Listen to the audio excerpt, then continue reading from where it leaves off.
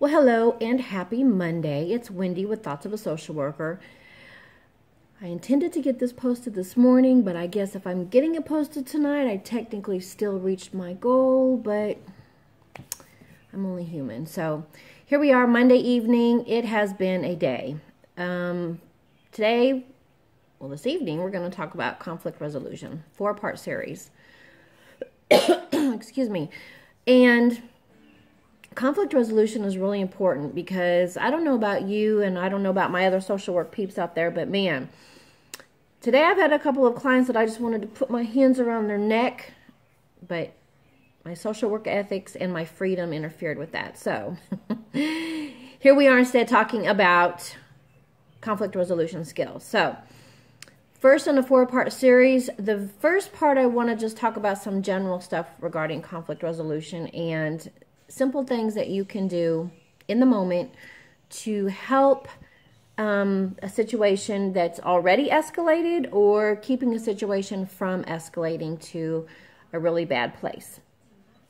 So as usual, I will include my sources at the end of the video. I'm looking at my computer, so that's why I'm looking down. 4 parts. So the first thing with conflict resolution is to be able to recognize, hey, we are beginning to engage in conflict. And being able to be mindful of your own body, the way it feels, mindful of the tone of your voice, mindful of your heart racing. And a really good thing is just to be able to get in tune with your senses. So what do you see? What do you hear? What do you touch, smell? All of those things will help you be mindful and come out of the moment of conflict where it is either escalating or it is at that point of escalation. There's a lot of great things out there that you can utilize to help with that. Some people wear a rubber band around their wrist and they pop themselves. Some people wear lockets that have essential oils in them, like lavender. People put crystals in their pocket. I mean, there's all kinds of, I feel like I have a hair on my lip. There's all kinds of things that you can do that will help with your senses at that moment. But being able to also observe the person that you're having conflict with, their observable criteria as well.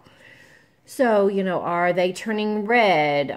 Is their voice raising? When people get really angry, they begin to talk really fast, and sometimes spit goes flying. If that happens, then you know that you are either in a bad place or you are headed to a bad place, and it's time to now probably remove yourself from that situation. I personally believe, and I have always made this suggestion to my clients, and I've taught my children, that conflict is only productive if one or all parties are able to grow and learn from the conflict. An example is conflict maybe at the workplace. People feel very passionate when they're at work about being treated fairly, what's happening, so forth and so on. But it's not always productive to have conflict with maybe your immediate boss or even a coworker, because the other person has to be open to listening and having an open mind and not being judgmental and being able to be assertive and resolve things in a productive way. So that's the very first piece of conflict resolution, is to be able to make a determination, is this conflict going to be productive? Because there is great conflict that is very productive and you can grow from it and learn from it. So first and foremost, is this going to be productive conflict? You also kind of want to think about, what is your mental health place with you engaging in the conflict? Have you been under a lot of stress? Are you a high anxiety person?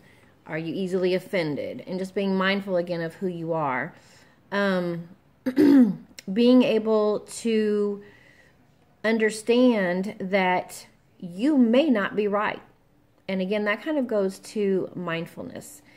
Let's see here.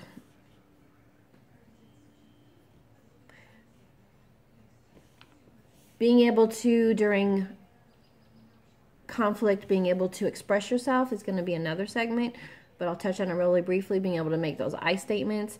I feel blah, blah, blah, rather than you blah, blah, blah, because you're kind of owning what you feel. Not generalizing, not saying words like always, never. Those get you in trouble, and a lot of times that can be a hot button for a lot of people. A lot of people will just shut down when they are a part of conflict. And shutting down can be almost as irritating and annoying and frustrating as someone that argues back with you. So shutting down is not a good thing. Name calling is not acceptable. Hitting below the belt. Kind of honing in on people's sensitivities or their weak, where you perceive their weak places to be. But really important about conflict resolution is for you to be specific about what is bothering you, what is making you angry, what is making you feel hurt, what is it in the situation that you feel like needs to be addressed, rather than saying, well, you make me really mad when you come in late for dinner. Instead, reframing that and saying, I feel really unappreciated when you're not on time for dinner. And those are two different statements, but it can go really quickly when you begin to start pointing your finger and making accusations. So that was the real quick down and dirty with the first part of conflict resolution. Be mindful of all of your sensory stuff, what you see, what you're hearing, how your body feels. When I get really mad, this area right here turns really red. I also hate it about myself, but when I get really mad, I cry, and it just really pisses me off about myself. But I'm working on it, because the worst thing you can do is when you get that angry, which I really don't too much anymore, and I don't know if it's age or comes kind of job training. I don't know what it is, but it takes a lot to press my buttons. But when I do get really mad, man, the tears just start. And just like, oh, you can't do that. It's not okay. So sensory stuff. You know, what are you smelling? You know, does your mouth get dry? You know, all of those things matter, because that will help you be able to recognize, whoa, I'm getting to a place that's probably not going to be a good place for me in this conversation. So then that's when you know that you kind of need to back down and maybe say, hey, let's shelf this. Let's talk about this in a little while. Hey, I need to go to the restroom, take a walk, get yourself out of the situation, and be able to calm down and be mindful of what you're feeling and what you're experiencing sensory-wise. So this is part 1 in the 4-part series of conflict resolution. I am going to strive to get another one posted this week. I am working really hard on getting videos up. My surroundings are becoming more pleasurable for me because I was living amongst boxes. You see, I still have a big blank wall.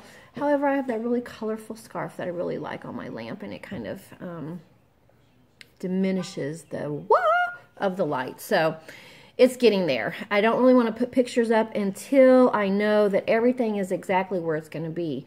I have never lived in a place of where I had no walls.